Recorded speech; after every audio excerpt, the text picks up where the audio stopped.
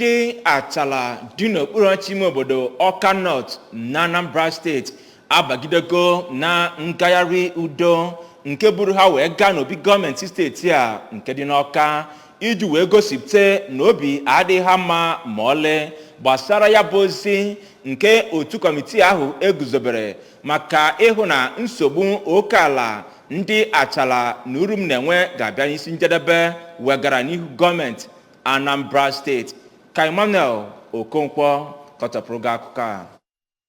N'oge a na-eme ya bụ ngagharị iwe, ndị obodo Achalla bụ ndị ahụrụ ka ha buru ọtụtụ akwụkwọ nke degasịrị ọtụtụ ihe dịka Achalla ọ nọ n'ụzọ na ọ nọ n'ezi bụ nke katọrọ ihe nke a na-akpọ Awka North Peace Committee Report ya na anyị sonyere na nguzobe nke eguzoro Peace Committee tinyekwara na ala ahụ nke a na-azọ azọ bụ obodo Achalla nwe ya tinyekwara ihe ndị ọzọ. Ya bụ otu kwuru okwu site n'aka odeakwụkwọ nyegara Achalla Improvement Union Maazị Listus na-kwue ma gwa gọọmenti steeti a ka ha ghara inebanye anya site na mkpesa ọbụla nke otu Peace Committee ahụ, kama ka ha guzobe kọmitii ọhụụ ga-enye aka idozi okwu dị n'etiti ya bụ obodo abụọ ma kọwaa na ọ bụ ụzọ ahụ ka udo tọrọ atọ ga-esi bata n'okirikiri ahụ. O kwuru na ya bụ otu Peace Committee bụ nke ọchịchị gara aga guzobere ma bụrụkwa nke onye jibugoro ọkwa onye isi ọchịchị nchere oge n'okpuru ọchịchị Awka North Maazị Ferdinand Onwuje boro ebubo na obodo Achalla bụ nke ọ na-agụnyere dịka gọọmenti steeti a siri wee nye ya iwu ka ọ fụ na udo tọrọ atọ batara